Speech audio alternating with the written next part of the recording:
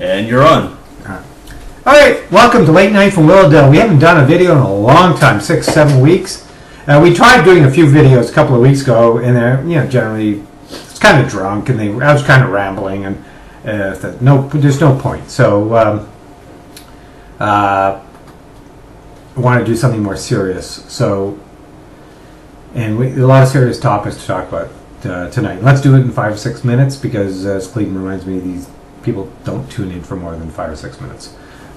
So, let's start with what a remarkable week it's been in American life, in American politics. First, we start with the death of Muhammad Ali, who represented the greatest, not just in American life, in human life. Muhammad Ali represented tolerance, diversity. He represented peace amongst peoples, peace amongst nations. You know,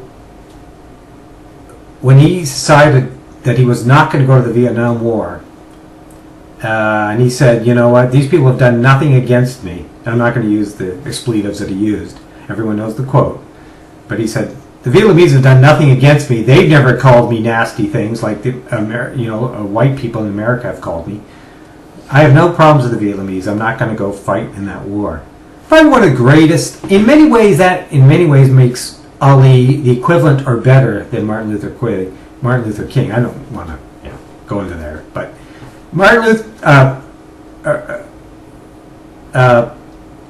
Ali represented the greatest in American life, and he was the equivalent of Martin Luther King, no question. And his death is sad, right? He's suffered from Parkinson's. He suffered most of his life, and goes to show you why people want to get into boxing or why people play hockey or football. We've all known people who get concussions from these things. So why do people engage in these stupid sports? And that's a whole different story. And I'm not even going to go there. But Ali was the greatest, and he led a great life about post boxing, and even when he was a boxer. So. And when he didn't want to go to the Vietnam War because he said those people have done nothing against me, whereas white Americans have done lots of nasty things against me. Probably the greatest political statement, I think one of the greatest political statements in the history of humankind. But it goes to show you, he promoted peace, tolerance, diversity, and he's gone. And then we have Donald Trump with his bigotry and his stupidity, and he represents the worst in American life. So Ali represented the best in American life. Donald Trump represents the worst in American life. Bigotry, stupidity, and ignorance. And then we have the remarkable ascension of Hillary Clinton. Essentially, I don't want to put it in those heavenly terms, but a woman who struggled, she is the presumptive nominee of the Democratic Party, the first woman to lead the ticket of a major American political party, and it's an amazing story. And I think it was underplayed this week in Canada and the United States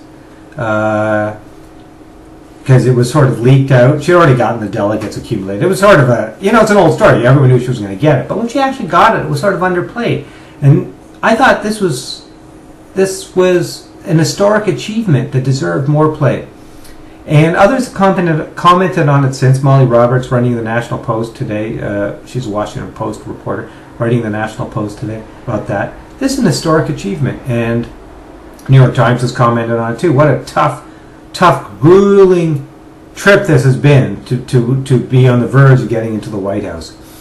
And it was tough for Obama to break that ceiling of color, no question. But it's tougher, I think, in many ways for a woman to break that glass ceiling. The hatred towards women in our society is incredible. And for Hillary Clinton, all the slings and arrows, everything directed against her in her 40 years of public life. And she's getting up in the morning, whether it's the First Lady of Arkansas, the First Lady of the United States, Senator, Secretary of State. All the hatred directed towards her. The hatred directed towards her during this, campaign. It's incredible. And she's there. She stood tall. And she's now on the verge of becoming the first woman president of the United States. And she will be the president of the United States. I mean, the opposition is a joke, right? Donald Trump's a joke. It's not even worth taking seriously. But she has to take him apart, as she did in that speech a couple of weeks ago on foreign policy, and she will again. And that's the way to do it, just to take him apart. Just throw his own words at him, throw his own words at his supporters, and the American people will judge. And she just needs to stick to the facts, just the facts. Policy, she needs to stick to policy, her policies, and the facts. And Donald Trump will fade away. The Republicans will have their worst defeat in their history, and the party deserves to be destroyed because Donald Trump rose. Donald Trump. I don't want to go on. I want to talk a bit more about Hillary and this historic achievement. But Donald Trump rose to the top because the scum rises to the top. The 17 people that were vying for the nomination of the Republican Party were all whack jobs. Religious, nutty, right-wing whack jobs. Most of them are ignorant. Most of them are incredibly stupid. Most of them thought the world was created in 6 or 7 days. Most of them deny climate change. They deny science. Most of them thought the world was flat. I mean, the Republican Party represents probably the dumbest political elite in the world, and and Donald Trump took advantage of that. He knew they were all stupid. Ted Cruz and Rick Santorum, and even Jeb Bush and of course creepy Marco Rubio. They're all stupid, incredibly stupid, and he took advantage of that because he knew they were stupid, and he took the American people for a ride. Donald Trump, I don't think he's a bigot. I don't think he believes in anything, frankly. He doesn't really care. To me, it's still one big reality show, and this is a continual reality show for him.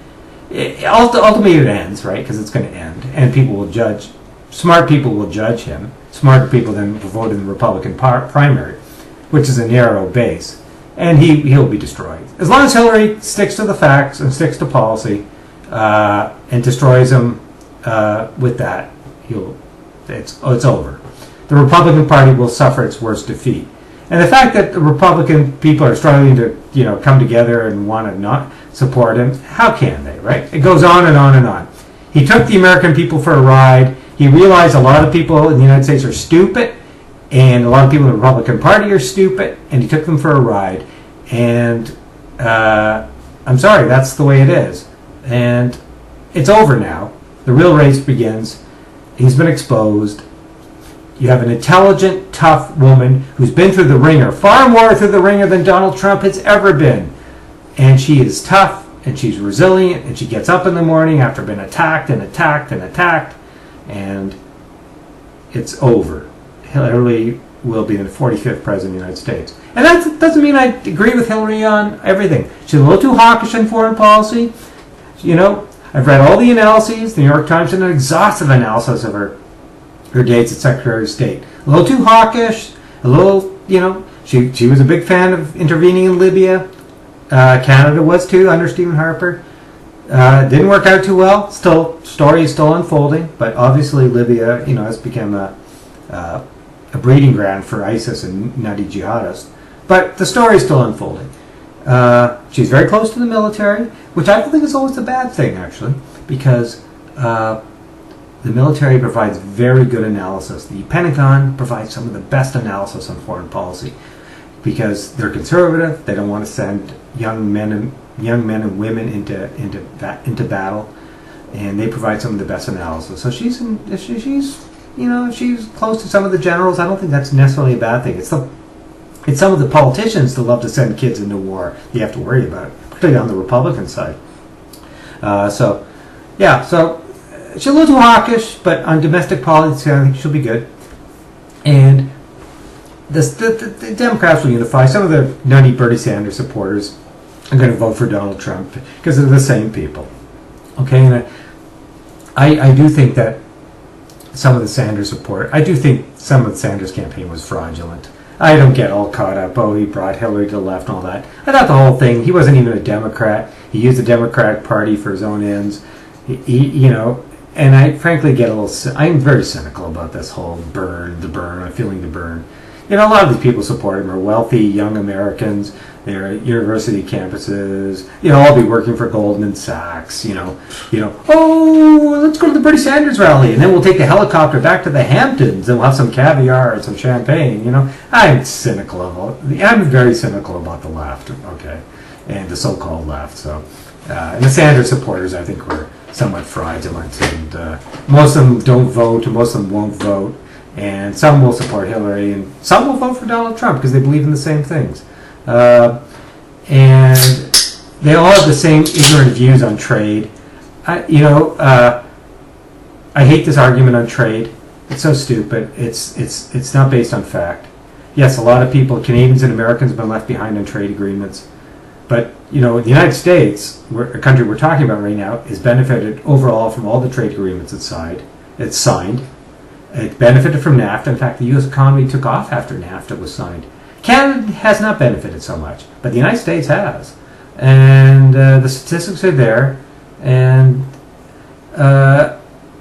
all these young people who go to Bernie Sanders rallies, a lot of them have benefited from trade agreements. That's not to say that people haven't been left behind. But in the United States in particular, because they don't have good social services and social security, people have been hurt harder than even in Canada. So basically you need comprehensive retraining programs for people, much better severance packages when factories close. You need all sorts of things. But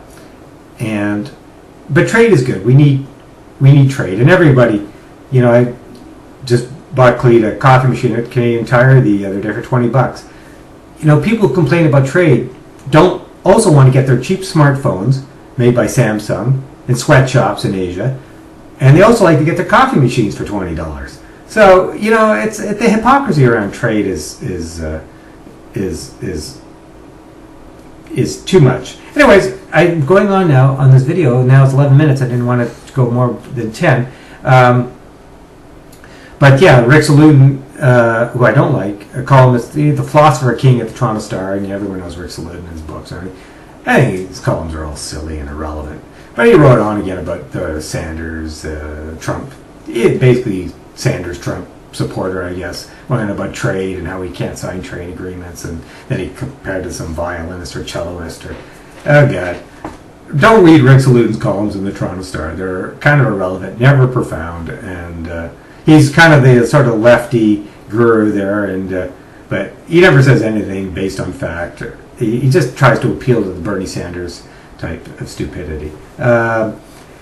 So that's pretty much it. I was saying also that I'm getting tired of Justin Bieber Trudeau. All the platitudes. I watched a couple of his news conferences. He never says anything. It's all full of platitudes. We never hear anything concrete. He's becoming more and more like Stephen Harper. I'm not an idiot. This is a different government than Stephen Harper. It's going to be a better government. But, the control factor, we had the loss of a cabinet minister the other day. He's not saying anything. To me, when the Saudi thing went through, and this idiot who's our foreign affairs minister, Stefan Dion, total embarrassment. I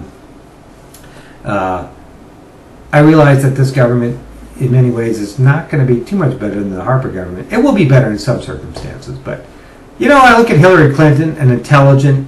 I look at Hillary Clinton, who's an intelligent, thoughtful person who will be the next president of the United States, and I look at Justin Bieber Trudeau, who's probably never read a book, he's just scripted. He's got all his advisors, who's never had an original thought. Hillary Clinton was saying today in the New York Times that on Wednesday she went through she wanted to go through a bookstore and just look at books. I don't think Justin Bieber has ever been to or Justin Bieber Trudeau has probably ever been to a bookstore. And I'm being cynical here, but I kind of look at Hillary Clinton and I think, Americans looked to Canada when Justin Bieber Trudeau was elected, and now I'm thinking maybe Canadians will now, after a number of months, will say, it would be nice to have a Hillary Clinton in Canada, someone who thinks, who reads, who knows about the world. Okay, I'm rambling on. Was there another point here I wanted to make? Oh yeah, just the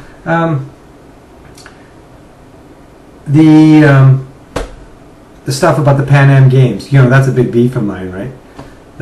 Let me look at the Star today. Let's look at that. Pan Am Games overruns cost province $304 million. Well, of course, we all knew that, and we all knew these like the Olympics. The Star was a big supporter of the Olympics. These things are so crooked. It's run by the same crook. Now we want the Expo run by David Peterson, the same former discredited Premier of Ontario. He's so into this crap. Stay away from all these extravaganzas. The Raptors, the Blue Jays, they created so much more money in the city of Toronto than all this crap like the Pan Am Games, which the Star was a big supporter, by the way. So, and the Olympics. Forget the Olympics. Look what's happening in Rio. What a disaster. Look at all the doping scandals. Let's stay away from all that crap, okay? And, you can write. I can only write so many letters, really. So, okay, Clay, I think that's it. I think I've covered all the bases. I think it's great that Hillary won the nomination. It's an historic day in the United States, an historic day around the world, even though, there have been women leaders in more conservative places, India, Pakistan. I know it's amazing to think, right? Of course, Margaret Thatcher in Britain. And we had, Kim Campbell here in Canada briefly. But that's an historic achievement that she got that nomination. And she will win the presidency. People will put their reservations aside and vote for her. So, I think that's it. That's good. That was 16 minutes, so it's 6 minutes over. 6 minutes over. Let's see what really defines a woman, right? Let's see what happens.